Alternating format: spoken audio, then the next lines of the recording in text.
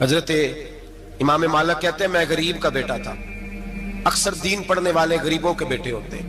امیروں کے بچے F S C پڑھتے ہیں, بی ایس سی پڑھتے ہیں, ٹیکنالوجی پڑھتے ہیں. غریبوں کے بچے دین پڑھتے ہیں اور پھر امیروں کو ممبریاں ملتی ہیں. غریبوں کے بچوں کو اللہ ممبر عطا فرماتا ہے, مصلی رسول اللہ دیتا ہے.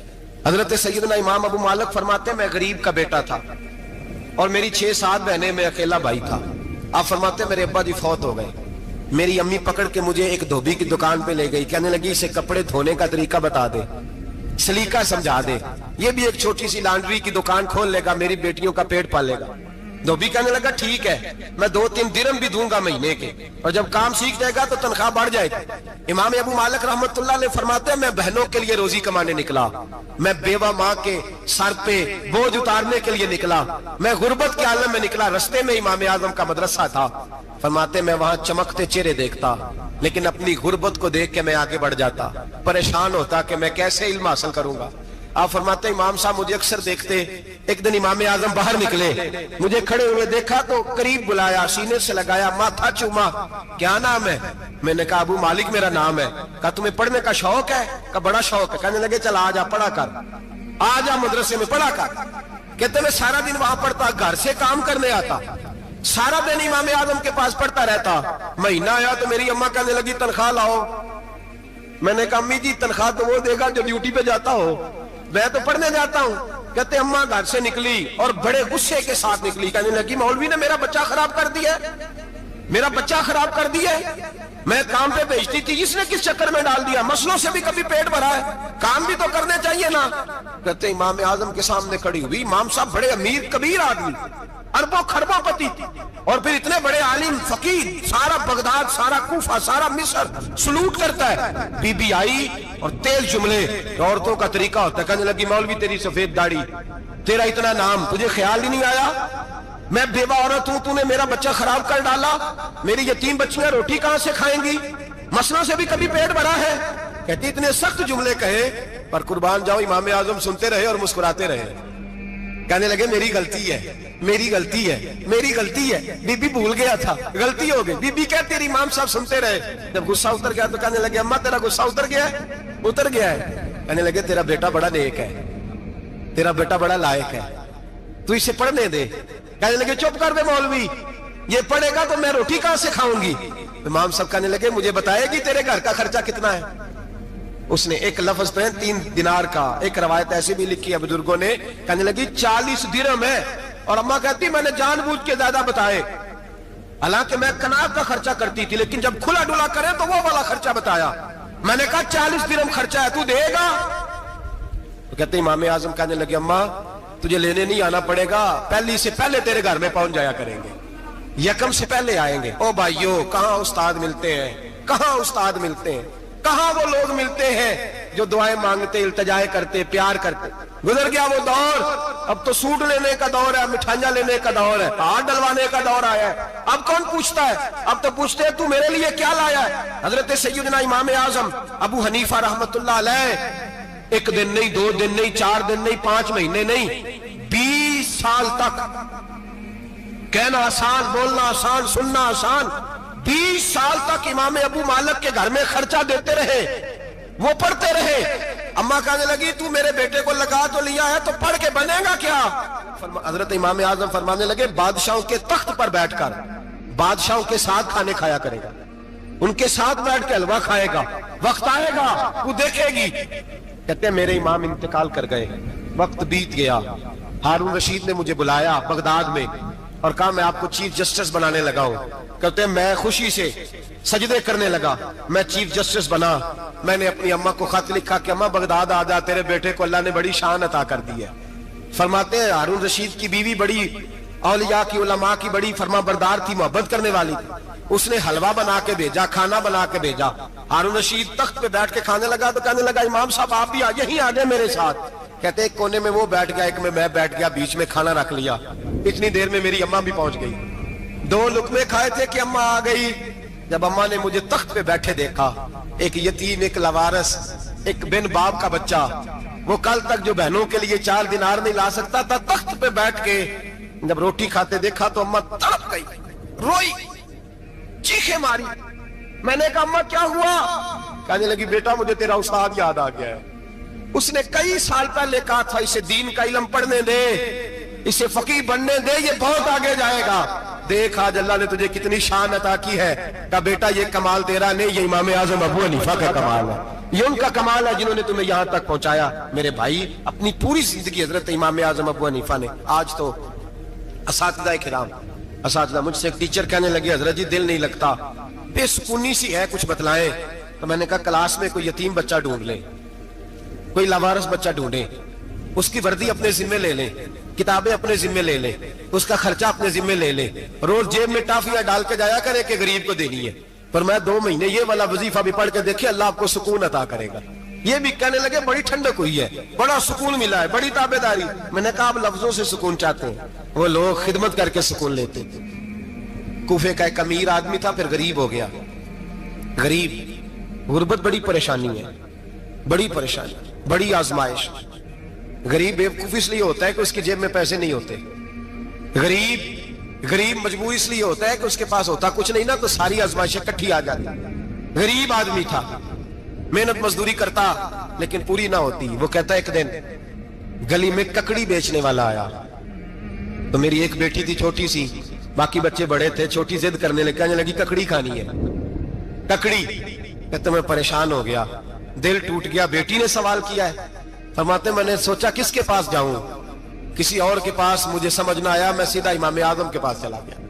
یہ شخص ہے جو مجھے دے گا بھی اور میرا پردہ بھی رکھے گا، مجھے دے گا بھی اور میرا، بولیے، میرا یہ پردہ بھی رکھے گا، یہ رسوا نہیں کرے گا، یہ فوٹو نہیں کھچائے گا، یہ فوٹو کھچا کے پہلے دن فیس بک پہ نہیں لگائے گا کہ میں غریبوں میں تھیلے بانٹ رہا ہوں، یہ اسی وقت اخبار والوں کو نہیں ملائے گا ایک تھیلا اور 6 اخباروں میں تصویریں، یہ اس طرح نہیں خیرات دے گا۔ حضرت امام اعظم کے پاس گیا تو فرماتے رش بہت زیادہ تھا، میں امام صاحب سے بات ہی نہ کر سکا، واپس آ گیا۔ امام صاحب نے بندہ بھیجا، فرمایا پتہ کر یہ بندہ کسی ضرورت کے لیے آیا تھا، رش کی وجہ سے بات نہیں کر پایا۔ کہتے واپس میرے پیچھے بندہ بھیجا، وہ میرے گھر تک آیا، گھر آ کے اس کو حالات کا پتہ چل گیا، واپس گیا۔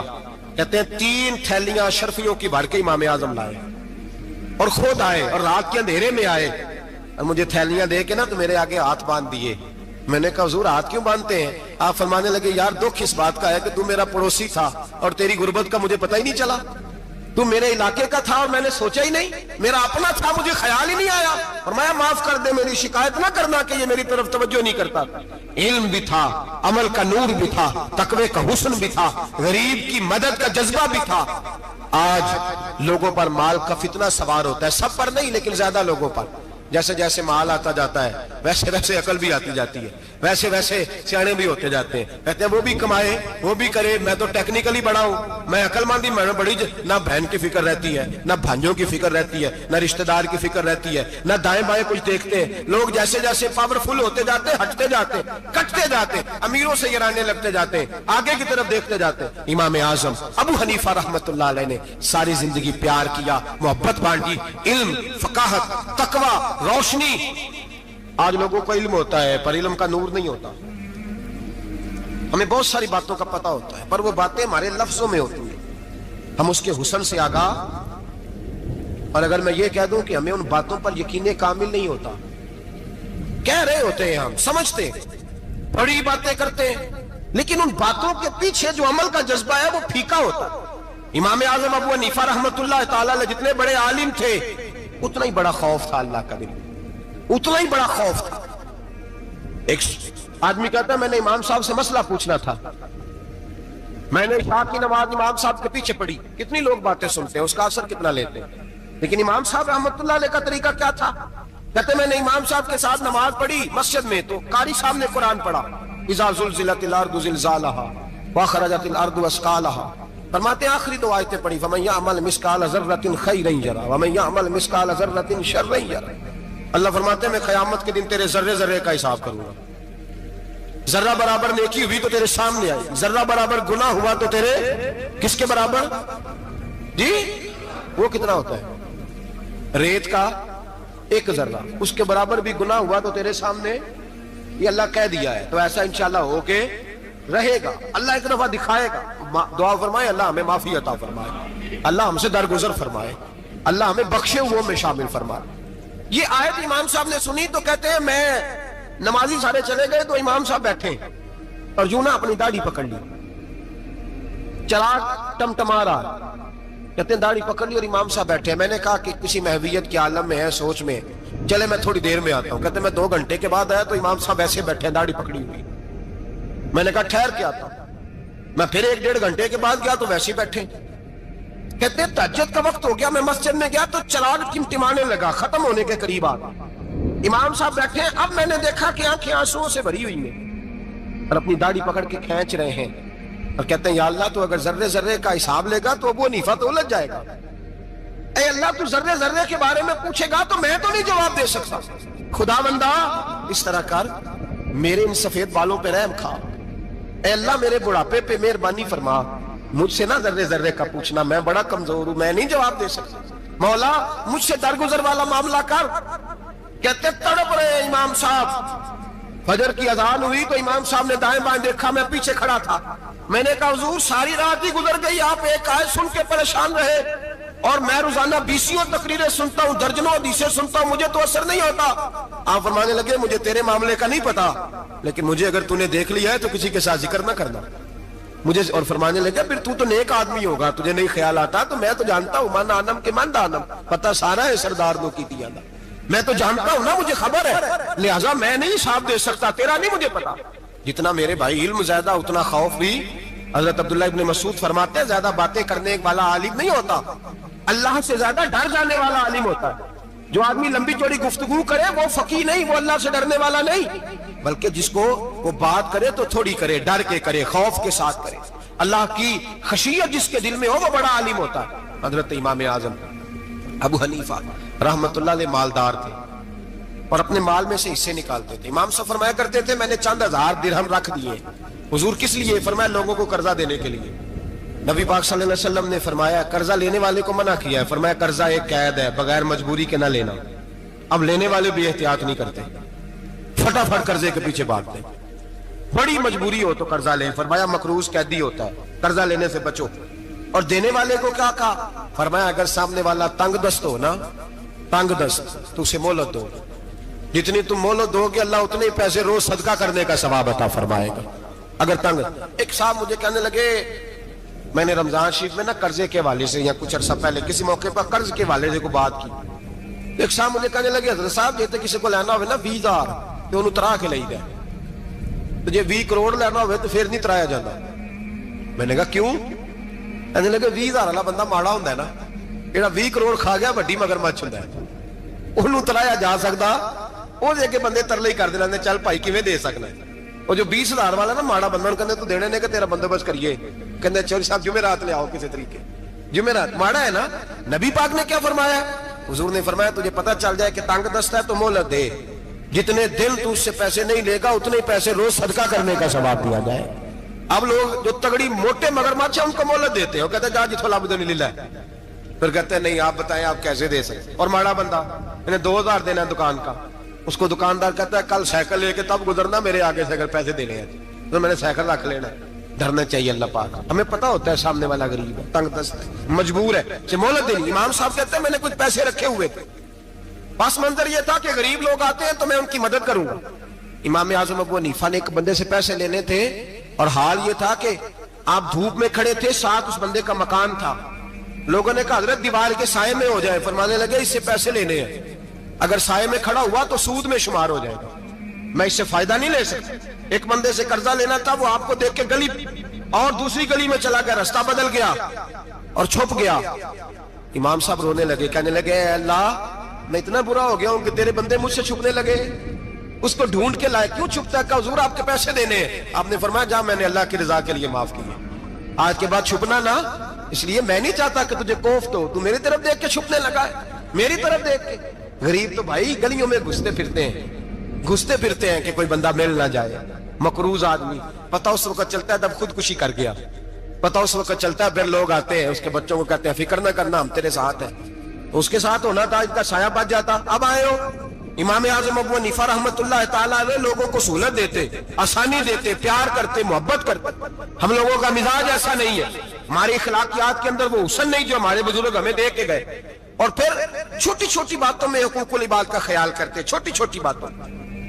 ہم تو گالی دے کے بھی کہتے ہیں نا چل کیا ہو گیا, گالی دی ہے نا.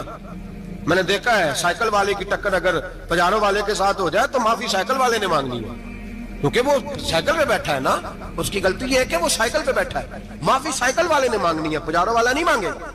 ہو سکتا ہے سائیکل والا اٹھ کے کہے جناب مجھ سے غلطی ہو گئی, مجھے پتہ ہی نہیں تھا کہ آپ تھے, ورنہ میں آپ کے آگے نہ آتا. سائیکل والا مجبور ہے کیونکہ اس کے پاس پجارو نہیں, اور پجارو والا تو شیشہ نہیں نیچے کرتا, کہتا دھوپ آئے گی, گاڑی بڑی مشکل سے ٹھنڈی کی ہے. نیچے اتر کے ملازم کہتا ہے اس کو پوچھو اگر کوئی 200-400 کا نقصان ہوا تو 500 دے دو. مزاج ہے. امام اعظم ابو حنیفہ رحمۃ اللہ علیہ عالم, حقوق العباد کا چھوٹی چھوٹی, آپ کے شاگردوں میں سے کسی کے چہرے پر شکن آتا تو 20 بار پوچھتے کوئی پریشانی ہے میرے بیٹے کو, کیا ہو گیا. ساری زندگی سایہ دار شجر کی طرح گزاری, ساری زندگی شاگردوں پر مریدوں پر محبت کا سائبان رہا, ٹھنڈی چھاؤں رہی امام صاحب کی. امام اعظم ابو حنیفہ رحمۃ اللہ تعالی علیہ گلی سے گزر رہے تھے, لکڑی کے جوتے پہنا کرتے تھے, کھڑاؤں. ایک نوجوان بچے کے پیر پہ پیر آ گیا تو کہنے لگا امام اللہ سے ڈر جا. یہ لفظ گئے تو امام صاحب کی چیخ ہی نکل گئی. کئی گھنٹے بے ہوش رہے. لوگوں نے کہا حضور کیا ہوا؟ فرمانے لگے تم نے سنا نہیں, چھوٹے چھوٹے جوان بھی کہتے ہیں کہ ابو حنیفہ اللہ سے نہیں ڈرتا, اللہ کی مخلوق کہتی ہے نہیں ڈرتا. اگر یہ کہہ رہے ہیں تو میرا کیا بنے گا. کئی دن روتے گزر گئے. لوگ اس بچے کو لائے, آگے کہنے لگا حضور آپ تو پریشان ہو گئے, میں نے تو محاورتاً کہا تھا, محاورتاً کہا تھا کہ آپ اللہ سے نہیں ڈرتے. فرمانے لگے بیٹے مجھے محاوروں کا نہیں پتا, جب رب کے خوف کا نام آتا ہے تو جملے سیدھے میرے دل سے جا کے ٹکراتے, سیدھے دل سے جا کے ٹکراتے. گلی سے گزر رہے, لکڑی کے جوتے پہنے, کھڑاؤں, بارش ہے, کیچڑ ہے. ایک دیوار کے قریب سے گزرے تو تھوڑا سا کیچڑ اڑ کے نا تو دیوار پہ پڑ گیا. یہاں ٹرالی والا ساری دیوار توڑ جاتا ہے اور کہتا ہے چلو میں نے کون سا جان بوجھ کے کیا ہے. یہاں لوگوں کا گھر توڑ جاتے ہیں, کہتے ہیں چلو بتاؤ کتنا خرچہ آیا تھا. فوری طور پہ لوگ ماننے کو تیار ہی نہیں. امام صاحب کے پیروں سے, یہ باریکی سمجھے, یہ حقوق العباد کا مسئلہ ہے. جو جاننے والے ہوتے تھے ان کا یہ طرز زندگی تھا. کیچڑ اڑا پیروں سے اور ایک آدمی کی دیوار پہ پڑ گیا. امام صاحب کھڑے ہیں, سوچ رہے کروں تو کیا کروں. شاگرد ساتھ ہے, حضرت جی کیا پریشانی ہے؟ آپ فرمانے لگے میں نے اس کی دیوار گندی کر دی ہے, صاف نہ کروں تو بھی ظلم ہے, اور اگر صاف کروں تو دیوار کچی ہے. جب صاف کروں گا تو کچھ مٹی اتر جائے گی, تو کسی کے گھر کی مٹی اتارنا یہ بھی ظلم ہے. اب میں دو پریشانیوں میں الجھ گیا ہوں, کدھر جاؤں؟ کہا حضرت جی پھر. فرمایا اس کے دروازے پہ دستک دو. دروازے پہ دستک دی تو جو بندہ باہر آیا وہ مجوسی تھا, آگ کی پوجا کرنے والا تھا. امام صاحب کہنے لگے مجھے جانتے ہو؟ کہنے لگے حضور سارا کوفہ جانتا ہے, سارا بغداد جانتا ہے, ساری دنیا جانتی ہے آپ مسلمانوں کے امام ہیں, لوگ جانتے. آپ نے فرمایا یار مجھ سے غلطی ہو گئی ہے. وہ کیا؟ آپ فرمانے لگے میں اپنے انداز میں گزر رہا تھا, بوڑھا آدمی ہوں, خیال نہیں آیا, تھوڑا کیچڑ اڑ کے تیری دیوار پہ لگ گیا ہے. میرے بھائی یہ کوئی فرشتے تھوڑی تھے, یہی زمین پہ بسنے والے لوگ, احتیاط والے لوگ. ہم لوگوں نے پتہ نہیں اپنا مزاج اتنا سخت کیوں بنا لیا ہے. کتنے لوگوں کو لتاڑ کے, کتنی پگڑیاں اچھال کے, کتنے حقوق العباد ضائع کر کے بھی ہم اسی طرح کے مطمئن ہیں. کہاں سے تسلی لاتے ہیں ہم, کہاں سے اپنے آپ کو ٹھنڈک دیتے ہیں, کیسے اپنے آپ کو ہم سکون دے لیتے ہیں کسی کو تکلیف دے کے. کس طرح سکون کی نیند آتی ہے جب کوئی پریشان ہوتا, کیوں ہمارا دل پتھر ہو گیا. اعلیٰ حضرت فرمایا کرتے تھے جا کسی سے جا کے علاج کرا, تیرے سینے میں جو دل دھڑک رہا ہے وہ سخت ہو گیا, جا کسی سے جا کے اس کی دوائی کھا, تجھے خیال ہی نہیں آتا تڑپتے لوگوں کو دیکھ کر, جا کے علاج کرا. اگر ایسے ہی مر گیا تو حالات تیرے حق میں اچھے نہیں ہوں گے. حضرت امام صاحب تڑپ رہے ہیں اور اس شخص کے سامنے آہوزاری کر رہے ہیں جو مجوسی بھی ہے, غریب بھی ہے, کچے گھر میں رہتا ہے. فرمایا یار بتاؤ کیا کروں. امام صاحب باتیں کر رہے ہیں تو وہ آدمی حیرت میں کھو گیا, کبھی دیوار دیکھتا, کبھی اپنا آپ دیکھتا, کبھی امام صاحب کو دیکھتا, دائیں بائیں دیکھتا. پسینے آنے لگے, پتہ نہیں کیا سوچوں کا مد و جزر چلنے لگا, کہاں بات گئی, کہاں تک اس کی سوچ گئی, کہاں پلٹ کے آئی. کہنے لگا امام صاحب میں تو چوک میں رہتا ہوں, روزانہ پتہ نہیں کتنی گاڑیاں مٹی برسا جاتی ہیں, کبھی کوئی نہیں آیا, آپ کو کیا ہوا؟ آپ فرمانے لگے مجھے کسی کا نہیں پتا, مجھے تو میں نے جو قرآن حدیث پڑھا ہے مجھے تو ڈر آ رہا ہے, مجھے بتا تو معافی دیتا ہے کہ نہیں, تیری دیوار صاف ہوگی کہ نہیں. کہنے لگا حضور دیوار کو چھوڑے, پہلے کلمہ پڑھائے, میرا دل تو صاف کر دے. کہنے لگا اتنا میٹھا دین, اتنا پیارا دین, اتنا خوبصورت دین کہ غریب کی دیوار پر کیچڑ لگ جائے اور آپ کو اتنی تکلیف ہو, میں اس دین سے دور کیوں ہوں. یہاں روز یورپ کہتا ہے کہ مسلمان جھوٹی شادیاں کرتے ہیں, دنگا فساد کرتے ہیں, نیشنلٹی لینے کے لیے جھوٹ بولتے ہیں, जाने किस किस किस्म के लोग पापड़ बेलते हैं, किन किन किस किस तरह अपना ईमान बेचते हैं, क्या अंदाज हम इख्तियार करते हैं। हमारे किरदार ने लोगों को मजहब और दीन का बागी बना दिया। हमारे बुजुर्गों का तरीका यह था कि छोटी छोटी बातों का ख्याल करना, छोटी छोटी बातों का। बहुत बड़े आलिम थे, ये सारी नेकियां तो उनकी समाजी थी, फलाही थी, उनकी मुआशरत की नेकियां थी, दुनियादारी।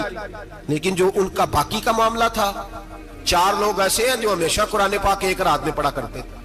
उनमें पहला नाम हजरत उस्मान गनी का है, पूरा कुरान पाक। दूसरा मौला अली शेर खुदा का है।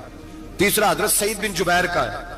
चौथे इमाम आजम अबू हनीफा हैं जो एक रात में पूरा कुरान पाक पढ़ दिया करते हैं। जिस जगह इमाम आजम की कब्र बनी हुई है ना, आजमिया एक महल्ला है बगदाद का, उसका नाम ही आजमिया, इमाम साहब के नाम है। जहां कब्र बनी हुई है वहां बैठ के इमाम आजम अबू हनीफा ने 60 मरतबा कुरान पाक खत्म किया। खुद पढ़ा, खुद फरमाया यहां मैंने दफन होना। उस जगह 60 कुरान पाक पढ़े। रमजान का महीना आता था तो इमाम साहब एक कुरान पाक दिन में पढ़ते थे, एक रात को पढ़ा करते थे, एक कुरान पाक सुनाया करते थे। इमाम साहब रहमतुल्लाह अलैह सारी रात नफल पढ़ते। लोग कहते हैं कि इमाम साहब की रात नमाज के लिए खड़े होते तो एक रकत में 15 सिपारे पढ़ते। तो लोग कहते थे ये अबू हनीफा नहीं, ये तो कोई किसी ने पिलर खड़ा कर दिया, ये तो कोई सुतून है, रुकू ही नहीं करता, पूरे 15 सिपारे। यहां तो अभी तरावी आएंगी, लोग पहले से कहने लग गए बड़ी गर्मियों के रोजे, बड़ी गर्मियों के रोजे। और आ तो लेने दे भाई, पहुंच तो लेने दे रमजान शरीफ को। अल्लाह बड़ा मेहरबान है, हर चीज को बदलने पे कादर है। पहले से लोग तैयारी कर रहे हैं, मस्जिदें ढूंढेंगे जाए ऐसी अच्छा हो, कुरान जल्दी पढ़ा जाए, ढूंढ ढूंढ के। इमाम साहब रहमतुल्लाह ताला अलैह, और मैं अक्सर कहा करता हूं, मैं कहता हूं तू तरावी में खड़ा नहीं होता, पासपोर्ट के दफ्तर खड़ा हो जाता है 2 घंटे, शनाख्ती कार्ड के दफ्तर तो 3 घंटे खड़ा हो लेता है। ये तेरा जुल्म है अपनी जात के साथ कि तुझे कुरान के लिए खड़ा नहीं हुआ जाता, दुनियादारी के लिए खड़ा। वो प्रोजेक्टर कराने जाए तो चाहे तुझे 4 घंटे लाइन में खड़ा होना पड़े, वहां तो खड़ा हो लेता है। अल्लाह से डर, अपनी थोड़ी सी दुनियादारी के लिए सारा कुछ कर लेता है।